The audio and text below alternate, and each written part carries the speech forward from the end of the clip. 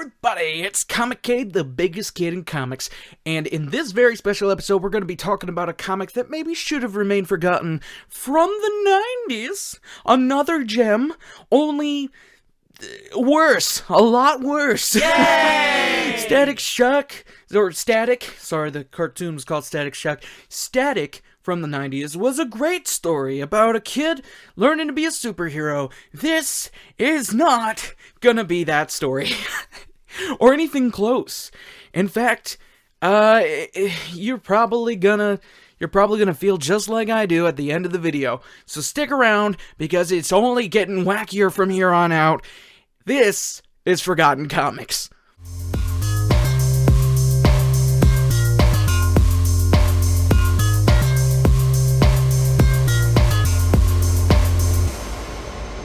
The comic industry of the 90s was booming. People were buying comics all the time. However, with a lot of people buying comics, there was also that whole, cash in just to meet the demand thing. So, the demand sometimes outweighed the quality of the work. This was one of those cases.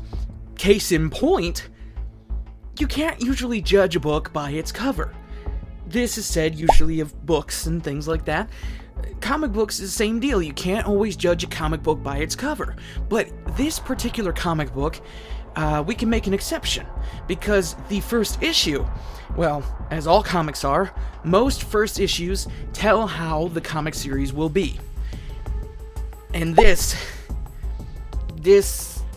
tells you exactly how the series is going to be.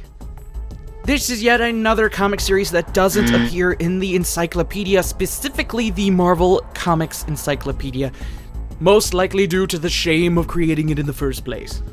Brute Force was created by Charles Viola, written by Simon Furman, and illustrated by Jose Delbo, published by Marvel Comics in August of 1990 for a 4-issue limited series. I don't think it was supposed to be limited, I just think they thought maybe we couldn't handle 5. We open with a gorilla being cybernetically enhanced and operated on in a laboratory. The gorilla is stolen by people with guns in clown costumes. I suppose their defenses couldn't handle the absurd nature of clown gunmen. Either that, or they're such great pacifists that they didn't have security at all. By the way, we're working in the Marvel Universe, so none of these clowns are tied to the Joker at all. The main scientist running this program is Dr. Pierce. He takes his clown gorilla theft problem to the head guy, Mr. Frost from Multicorp, funding his Fresh Air operation. You'll probably never hear me say that exact statement again. Ever.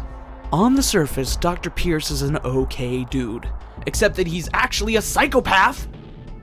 One which modifies animals based on the suggestion of his own child to go and track down and retrieve a cybernetically enhanced gorilla, at the same time hits a man while driving, and then proceeds to get out of the buggy to see if the man is okay, because he didn't mean to actually hurt him.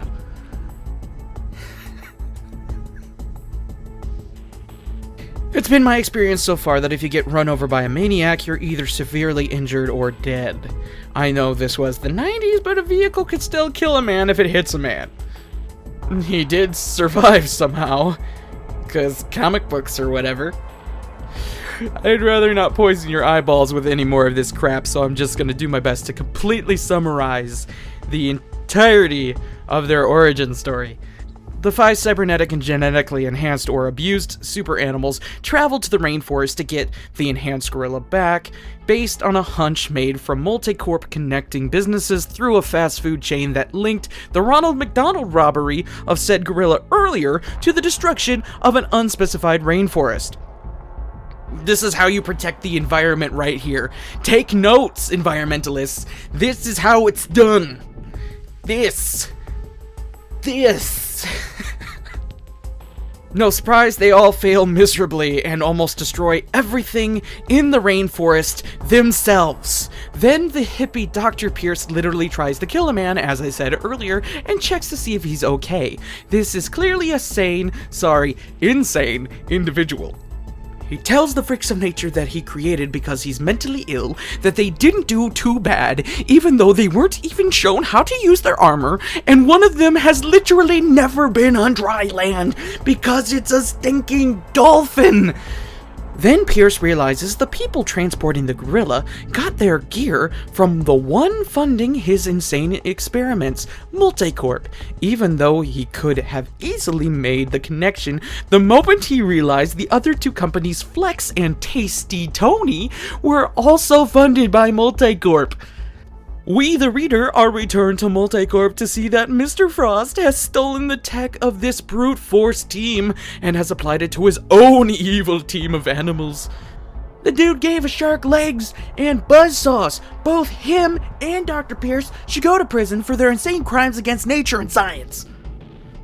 This shark wasn't deadly enough. No, it needed to be able to run on land with buzzsaws. That's a rhino in a metal suit. But Marvel already has a big man in a rhino suit, seriously! I can't even. It's a horrible comic. Why? This is my only question, and the whole thing is why? Who thought this was a good idea? And you thought that the editors over at Marvel were doing a bad job today. Back in the 90s, anything goes. The bad guys are called Heavy Metal, and like a bad 80s cartoon plot, an unnecessary rivalry was born by the minds of two, not one, but two insane individuals. Dare I plot a new take? Dare I pitch a brand new take on this horrible comic book series? Yes, I dare. Professor Pierce works at Multicorp, not a company underneath Multicorp, but the main company itself. There, he's working on cures for animal diseases, and his lab assistant, Dr. Frost, is secretly experimenting by himself. We don't know this, but underneath his facade, he's actually an evil man, surprise, that is torturing and mutating animals with Pierce's tech and mutagens. This, Pierce discovers, and in rage, releases all the animals. A gorilla tries to kill Pierce, but a small group of them defend Pierce for his gift of freedom. The gorilla escapes to go after and kill Dr. Frost. Dr. Frost returns to find his creations are all gone, and Pierce is waiting for him with his new mutated friends. Dr. Frost is first incarcerated, but then later recruited for Hydra, and S.H.I.E.L.D. takes Pierce and his mutated friends into their care and protection, where they learn their newfound purpose as defenders of the world from their mutated brethren. That's the best I can do with this source material. I wish I had something better to work with, but reading this actually made me feel a bit sick after a while. If you want to find more obscure comics through history and or current day, then look no further than my own channel, Comiccade. I do videos every Tuesday and Thursday over on my channel, and then I also do this show every Monday for the next 5 episodes remaining on the Comic Collectors Guild. That's the channel you're on right now. Surprise! It's fun, so subscribe to this channel also. And I also do a podcast now on Fridays. Man, I am a busy dude. Anyway, if you like this stuff, stay tuned, because there's a whole lot more where that came from. Drop a comment if you like this video. Do all that great stuff. But most importantly, keep it unreal.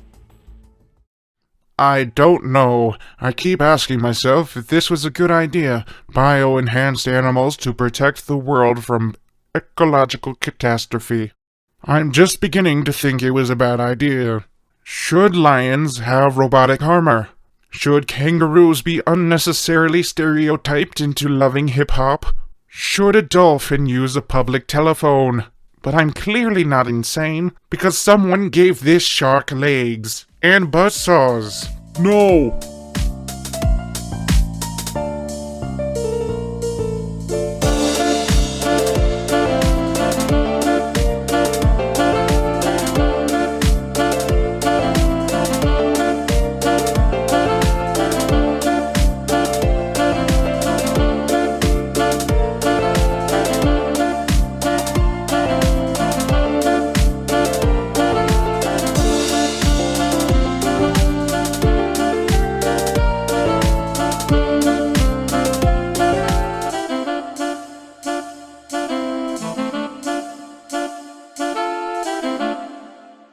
No!